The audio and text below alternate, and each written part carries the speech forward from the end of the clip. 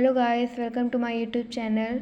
आज हम लोग पढ़ेंगे ऑन्कोलॉजी के बारे में। तो ऑन्कोलॉजी क्या होता है? ऑन्को का मतलब होता है ट्यूमर या फिर कैंसर, क्योंकि ट्यूमर से ही हमारा कैंसर फॉर्म होता है। ठीक है, तो ऑन्को मतलब कैंसर है, ट्यूमर, लॉजी का मतलब स्टडी। तो study of tumour is called oncology. ठीक है, तो ऑन्कोलॉजी की डिफिनेशन, इंट्रोडक्शन क्या होगा? जैसे oncology is the branch of medical science which is associated with the screening, diagnosis, treatment and prevention of cancer.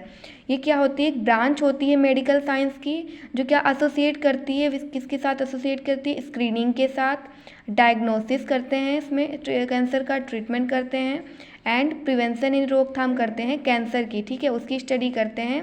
It is associated with study of neoplasm और tumour.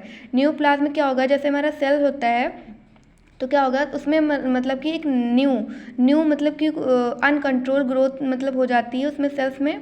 वो new plasm मतलब कि नया एक sales उभर जाता है बॉडी में। ठीक है, और गांठ जैसा बन जाता है, उसको बोलते हैं। ठीक है, और ट्यूमर तो उसकी स्टडी किस में करते हैं? ऑन्कोलॉजी में करते हैं। ठीक है, ऑन्कोलॉजी डिराइव्ड हुआ है फ्रॉम ग्रीक वर्ड से, ये ग्रीक वर्ड से डिराइव्ड हुआ है।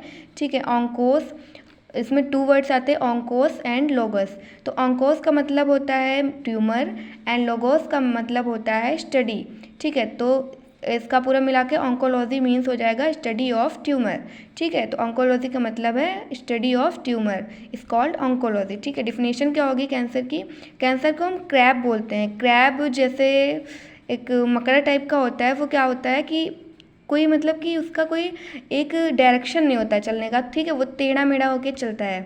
तो वो कैंसर ऐसे ही कैंसर होता है जो क्या होता है, कहीं भी इसका कोई एक पर्टिकुलरली मतलब एक जगह नहीं होती है, कहीं भी ये फैल सकता है। ठीक है, कैंसर तो इसलिए इसको क्रैब भी बोलते हैं। ठीक है, तो cancer is a disease in which some of the body cell grow uncontrollably and spread to other parts of the body.